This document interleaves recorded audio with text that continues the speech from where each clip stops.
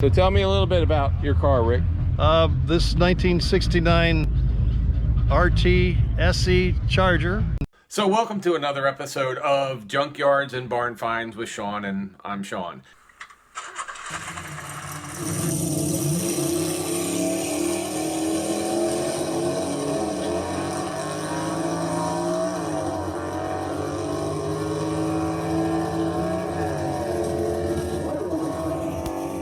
Is this the same one that was over at Remo's? Yes. Okay. This music sucks. That's why I can't do car shit. No, you won't. Don't worry about it. So, my name's Sean. Hey, I'm Sean. Hi, Sean. And you are? Rick Keeney. Rick. So tell me a little bit about your car, Rick. This 1969 RT SE Charger was built in Hamtramck, Michigan, and spent all of his life in Michigan.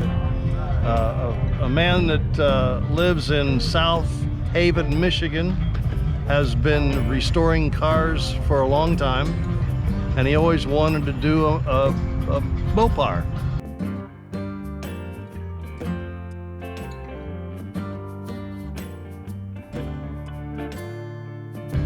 So he found this in a barn, and it took him about 8 years to get the owner to tell him that he would sell it. So he bought it from him and hauled it home, and this is the job he did. And it was 2.5 years, and he did a really nice job.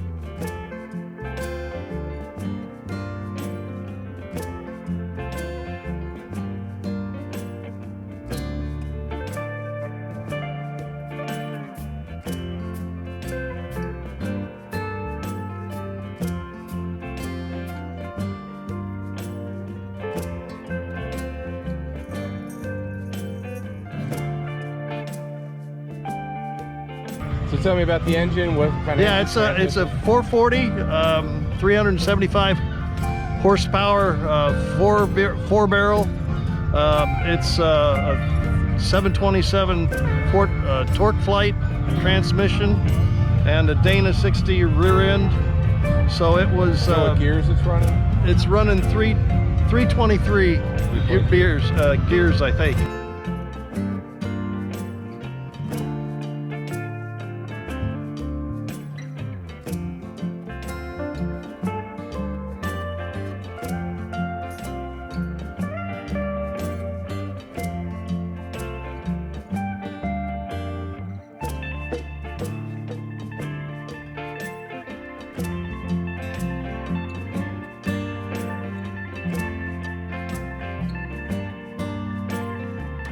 Now, this factory air, or it is factory air. So it has both trim lines, both the RT and the SC. So it's got the performance packages on the drive line and the suspension and the brakes, and the SC trim line was the luxury interior.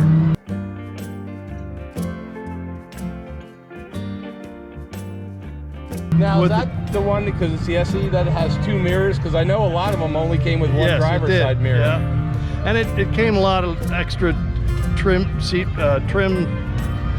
pieces in the inside, and leather seats and things like that. So this was somebody's dream car when they ordered it. Yes, it was.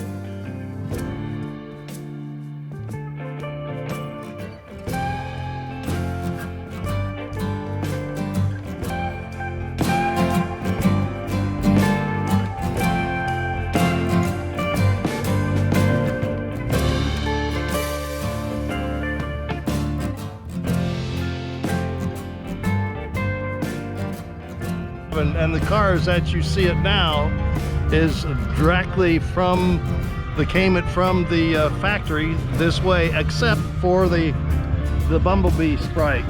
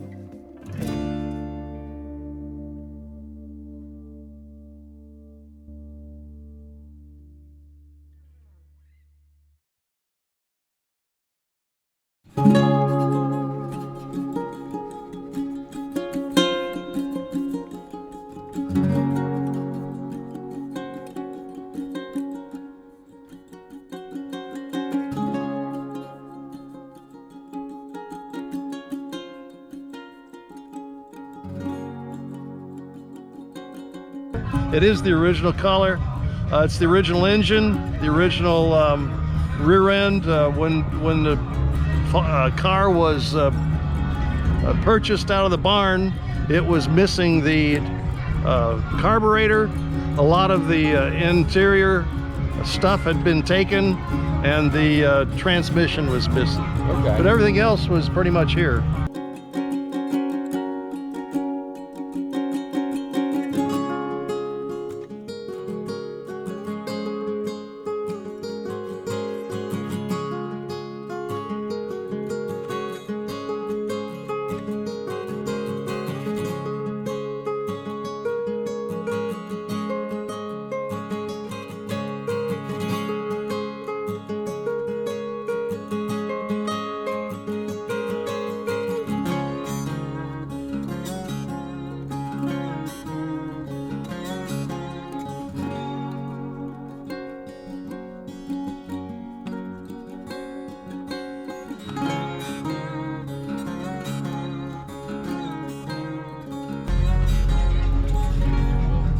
Yeah, I saw it when it was at Remo's. You know, I never understood why Mopar, because I've owned a lot of Chevys, why Mopar always had this gas neck thing on like all their cars back then. Like, Because this is for NASCAR. They put these in so you could get the fuel in really quickly.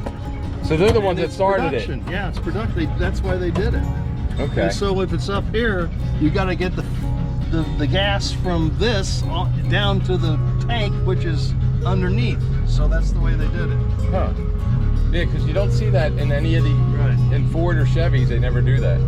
And they can't go straight down, because then it has to burn. It has to go through the top of the tank. Oh yeah, that makes sense. That was part of the deal. So yeah, that's anytime you see it.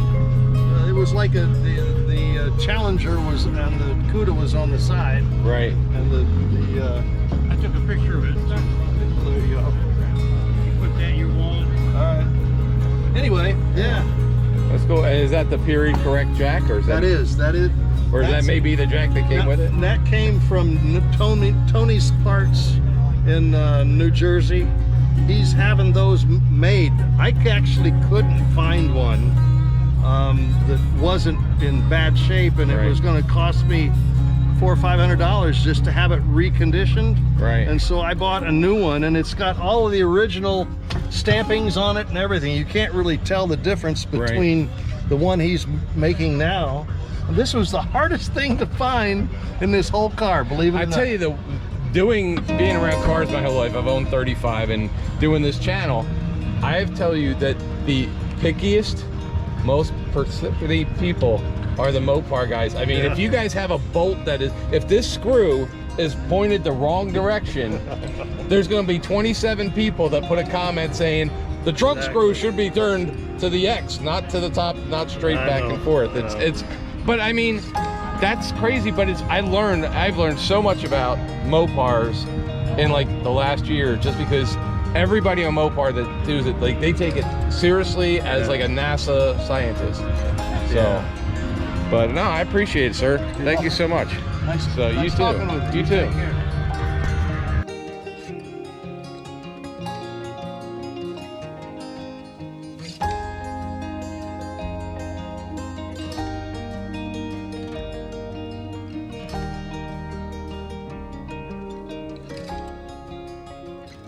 69,000 Chargers were sold in 1969. They were a favorite in NASCAR, and so they had to have at least 500 examples sent to the public. And there were 500 each of the Charger, 500 and the Daytona. But of all the Chargers, there were 69,000 Chargers sold in 1969. Wow, that thing is that original? No, it's been redone. Okay, so, but it's got like it's not been modded out though. No, So it's been restored? It's got on there fuel injection. Oh, okay. It's not right. That's a pretty car. Can't afford Dodges. I can't afford Mopars. I can afford Chevy. That's the only reason I've never owned a Mopar is when we were kids. It's like everybody who had Cudas. I love Cudas and Chargers, but the parts were always 3 times more than a Chevy.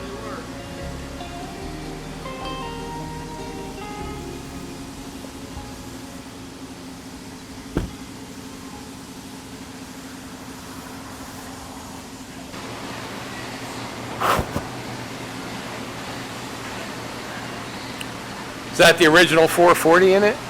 Or nice.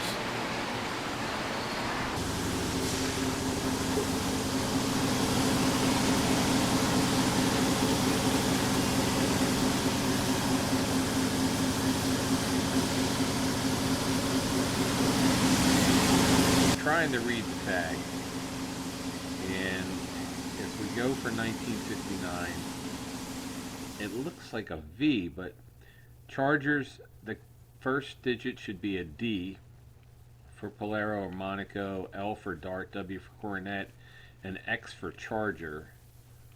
The second digit, if it's an H, it's a custom Coronet 440.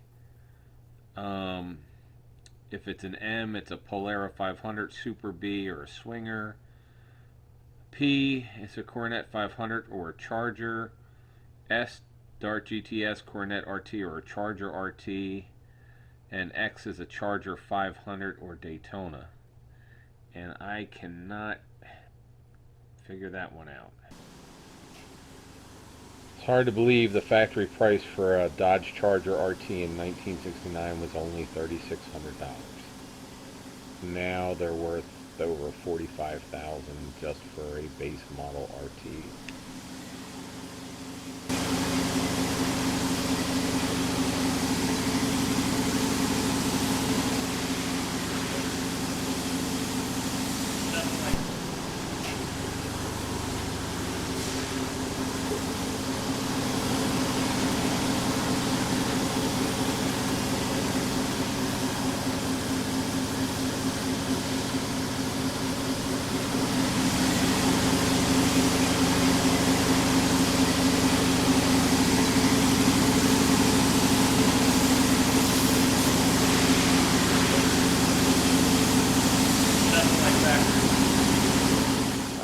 April, should they subscribe to this channel even if they don't like cars today for this one? Probably just for this one.